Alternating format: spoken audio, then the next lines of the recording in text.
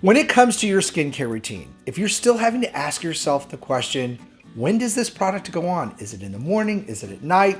Or what order do I put these on so I make sure they work for me? I get it. It can be confusing. So today I'm doing a refresher, a very short video on what order skincare products are to be put on your skin. So keep on watching.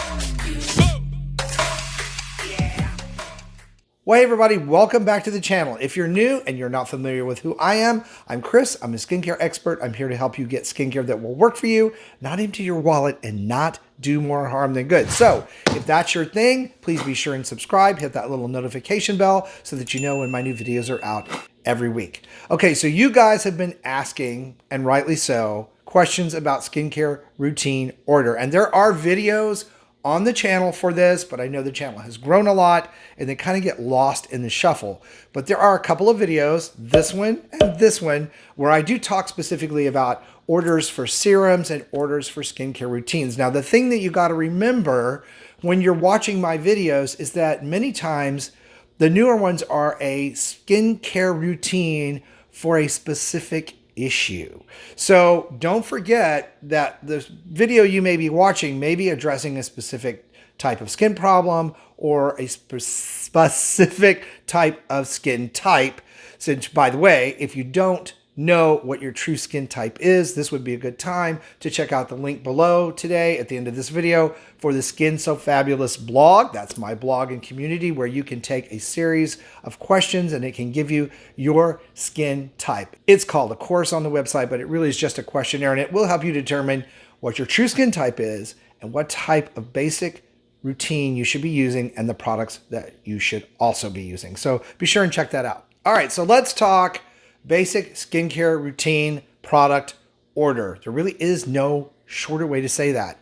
Many of you have lots and lots of products in your skincare routine. So today's video is meant to be a basic application video. So keep that in mind as we go through these. Now, there are going to be a lot of you that are using skincare kits from various brands, celebrity brands like JLo Beauty or Proactive, Meaningful Beauty. Those kind of come with a kit that gives you the instructions on how to use them already. So you should always follow that brand's application order for those. But I know even beyond that, a lot of you have extra items that you use in your skincare routine besides these. So hopefully this is going to kind of clear all this up. And for everyone else, there are a few basic skincare rules when it comes to applying skincare products to your skin in your routine. The first rule has to do with water-soluble skincare products. That's vitamin C serums, peptides, glycolic acid, lactic acid. Those are usually water-soluble or water-based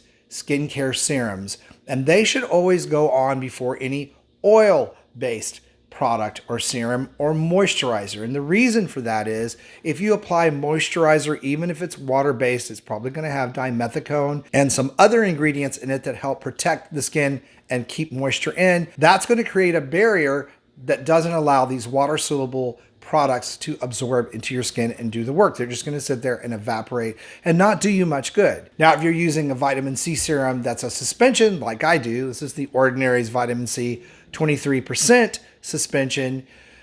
This needs to go on after your water-soluble products. The reason for this is it is a suspension and there are ingredients in it that will prevent other products that are water-soluble from passing through this particular product because it sits on the skin and time releases vitamin C into your skin. So if you're like me and you have a basic morning routine that contains these products, then this is the order in which you would use them. So of course, cleansing your skin, that goes without saying. Then you would apply your water-soluble based products. I start with glycolic acid so that it absorbs and I wait a couple of minutes.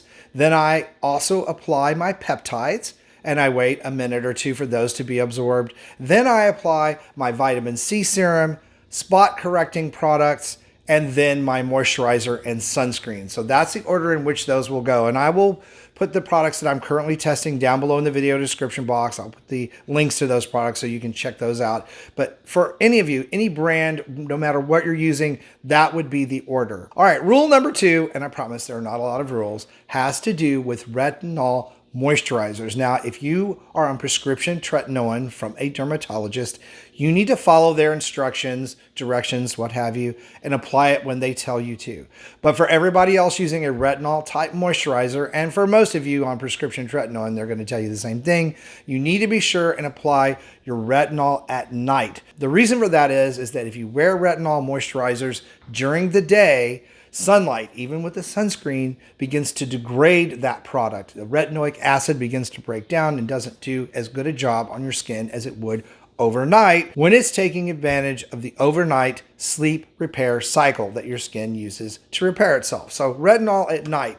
Now, there are also some rules around what you should use when you're using retinol at night. Water-based peptides, with the exception of copper peptides, are great because they will absorb into the skin prior to you applying your retinol. You don't want to use peptides that contain copper because it will form a barrier and keep the retinoic acid from penetrating the skin where it needs to be to do the work that you want it to do to make your skin look wonderfully young and bright.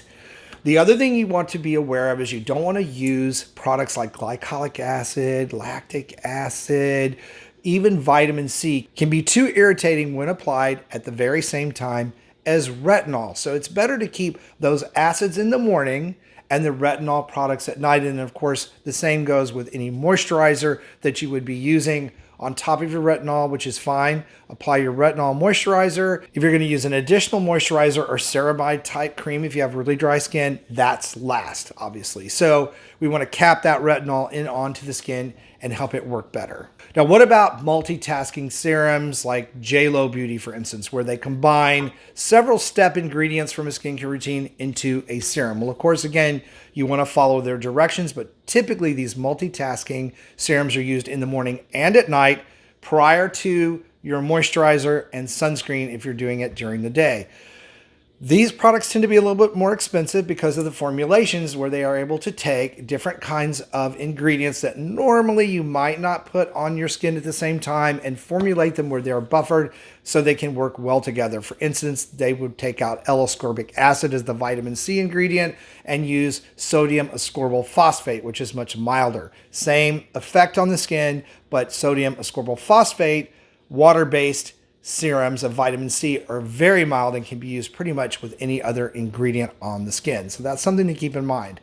So multitasking, they cost more and they give you more ease, but it's still important even with these type of products to do a patch test on the inside of your arm to make sure you don't have any sensitivity to those products, because you don't want to put it on your face if you haven't tested it out first. Trust me, I've done that before, and it's always the one you think won't break you out that breaks you out.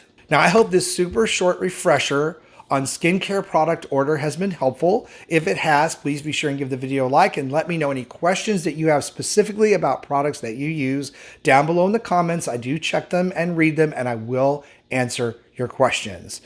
Also, be sure and check out my videos coming up next, including that link down below for my blog, Skin So Fabulous, so that you can figure out what your true skin type is. Thank you guys so much for watching and supporting the channel. I appreciate you so much. Love you guys, and I'll see you over on the next video. Yeah.